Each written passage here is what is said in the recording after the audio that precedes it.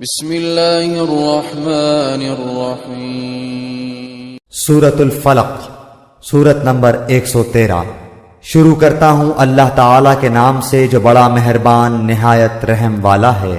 قل اعوذ برب الفلق، آپ کہہ دیجئے کہ میں صبح کے رب کی پناہ میں آتا ہوں، من شر ما خلق، ہر اس چیز کے شر سے جو اس نے پیدا کی ہے، ومن شر غاسق اذا وقب، اور اندھیری رات کی تاریکی کے شر سے جب اس کا اندھیرا پھیل جائے، ومن شر النفاثات في العقد، اور گرہ لگا کر ان میں پھونکنے والیوں کے شر سے بھی، ومن شر حاسد اذا حسد، اور حسد کرنے والے کی برائی سے بھی جب وہ حسد کرنے لگے۔